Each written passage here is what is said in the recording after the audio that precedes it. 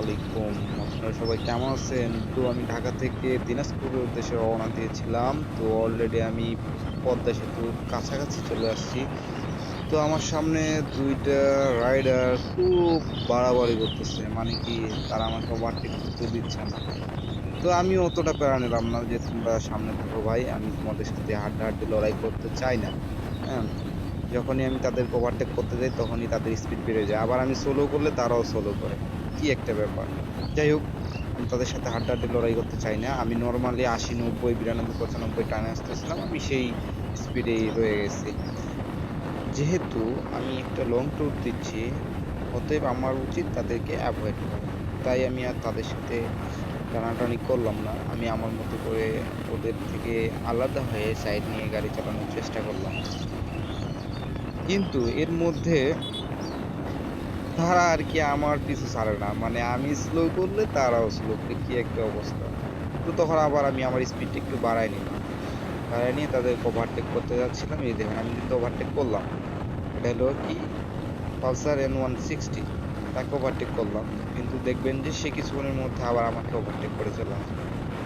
যাই হোক, আমি ওই বিষয়ে অতটা সিরিয়াস না, কিন্তু তারা সামনে যে এত বড় একটা দুর্ঘটনা করবে সেটা আমার কল্পনার বাইরে ছিল। এই যে সে আমাকে ওভারটেক করলো, ওভারটেক করে এই যে দেখেন কিছুক্ষণের মধ্যে এসে এই যে হলুদ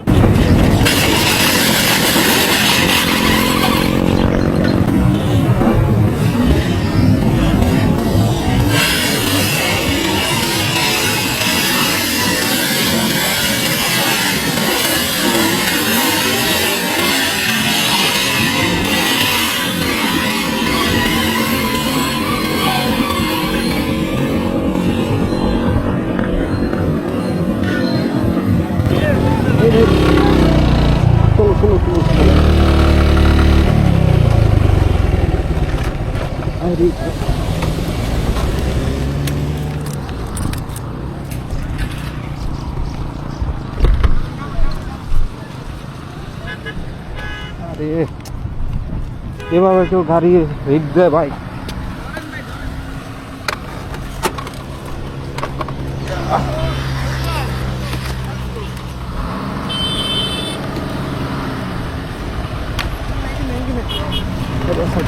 ভাই আগে ওইটারে দেন, ওরে দেখেন ভাই।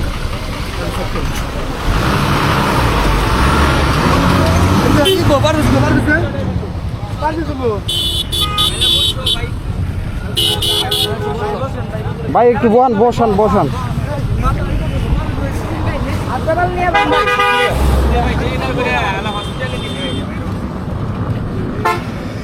কালের থেকে আছেন না? কালের রোড থেকে? হ্যাঁ, এই পাশ থেকে। তাহলে আমি এটা কাগজ লগে দিয়ে মিশলাম।